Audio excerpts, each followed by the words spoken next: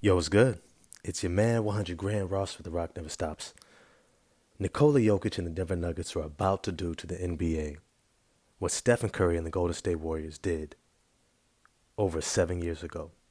You see, 7 years ago, there was this idea that in order to have a successful offense, you needed an explosive scorer in the Michael Jordan form, or even a LeBron James form, or Kobe Bryant form, somebody who was extremely athletic, who could impose their will on the game. And Stephen Curry and the Golden State Warriors introduced that you can actually utilize skill, a high level of skill, and team continuity and movement in order to maximize opportunities to score the ball. This became the era of three-point shooting. This is how Stephen Curry has changed the game. But what is synonymous with Stephen Curry that oftentimes gets overlooked and dismissed is the impact of a Draymond Green, an individual who is able to facilitate the ball and maximize the talents and the skill of their teammates. Draymond Green, with his high basketball IQ, was able to direct and facilitate the greatest shooting backcourt of all time. He was able to pinpoint passes to the corner, to the wing, off of offensive rebounds, intentional pin down sets, flares, screens, coming off of handoff actions, and create open three-point looks for the greatest shooter of all time. Now, we are looking today at a Denver Nuggets team that is doing so, but in a very different way. The individual handing off the ball and making these amazing passes is not the third option. It's not the defensive schemer. It's not the individual who is playing a supportive role. It is actually the best player on the team. And it's interesting because when we saw LeBron James come in, everyone compared him to Kobe Bryant and to Michael Jordan, right? Because these were the superstars that had preceded him. And his ability to facilitate and to create open looks for teammates and ensure that they maximize the efficiency of the offense, it was looked at as still this very athletic, extremely strong, imposing athletic player who was able to impose his will on the game. And they tried to group him into and push him into the Jordan Kobe Bryant mold. But everyone kind of knew, if you really followed the game, that he was more of the Magic Johnson mold. He was a facilitator, someone who utilized his IQ and his skill in order to maximize the potential of his teammates. But it is interesting when you remove that extreme athleticism and that physicality, you begin to become overwhelmed with the amount of skill it takes to do so. And now we have Nikola Jokic, 6'11", 260-pound doughboy, if we're honest, right? Now he's gotten into amazing shape, right, from where he started off, to be able to play 82 games, to be able to get through the regular season, into the playoffs, and now in the finals, and able to play extended minutes and be able to perform at such an elite level consistently for his team. And yet, this is a player who's probably just as content getting 20 assists as he is getting 20 points, if not 30 points. All right, he's just as content setting screens, boxing out for rebounds, getting putbacks, tap passes for outlets, assists, hitting backdoor cuts, as he is in getting post-ups and scoring for himself. And this level of selflessness, we rarely get acknowledged or seen throughout the NBA.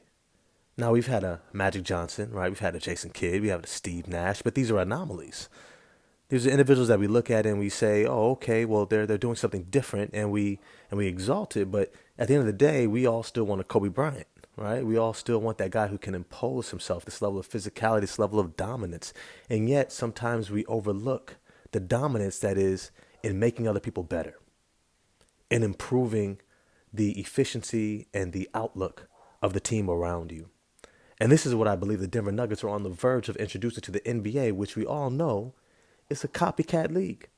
They love to copy what they've already seen. They love to replicate what they see as successful. And yet both teams represented in the finals are very, very similar. Even though you might say for one is tougher, one is, more physical than the Miami Heat, and they're the underdogs, and yet their second best player, Bam Adebayo, is a very similar mainstay on the Miami Heat as Nikola Jokic is for the Denver Nuggets. He is a facilitator. He is somebody who makes others better by facilitating the ball and utilizing his skill and basketball IQ to set people up and to create a very efficient offense. Despite the Miami Heat losing game one, they've got countless open shots that they just missed. And this is what I believe is going to be introduced to the NBA, is the need to be able to maximize players' ability, but the team's ability. Not just one guy, not just a James Harden dribbling the ball for 20, 30 seconds and then being the one to facilitate and make the direct assist, but somebody who is able to pass the ball readily and consistently and easily, not worrying about if it gets back to them, not worrying about if they're the one to make the assist, but to pass the ball and to give it this energy that everybody's able to feed off of. We saw it in the first quarter.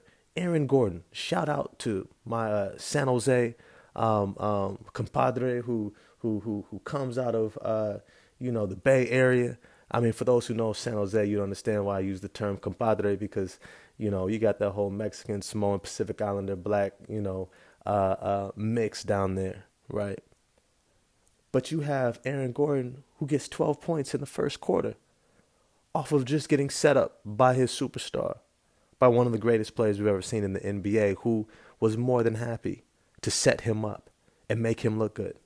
And he's able to maximize his skill, finishing inside. Because if you notice, if you watch that first quarter, his first shot was from the three-point line in the corner, and he airballed it. And everybody was like, uh-oh. But right after that, where did he go? Right into the post. And all of a sudden, Nikola Jokic is dropping dimes to him, allowing him to create easy looks for himself and get himself going. And that completely shifted the game. His ability to hit those shots and make those easy buckets right around the rim got him going and his team going. It got them into the lead. It got them confident, and they played ahead for the rest of the game. The Miami Heat were never able to close that gap. And this is what I believe the NBA is going to be introduced to. Bringing in guys who make others better. Not who are just selfish and trying to score for themselves. Not just guys who are trying to get 30 points every single night and shoot the ball 18 to 25 times. But guys who are just as content in making a jump shot as they are and making someone else better. This is the change I see the NBA making. And if you watch my Horace Walker, Detroit Pistons 5th pick video, I think he's going to be a part of that change. You got guys like Scotty Barnes and, of course, Draymond Green. And you got Nikola Jokic and Bam Adebayo. And you got these other individuals who are so skilled at passing, who are so selfless and team first, that they make guys better. They make the game easier. And imagine a selfless NBA. An NBA that's not centered around an individual trying to dominate others, trying to impose their will, enforce themselves, but actually focused on the community around them. Now I'm going into another topic here, but I think it's a beautiful direction the NBA could potentially be moving into. Let me know what you think in the comment section. I'm going to holler at y'all next time. Peace.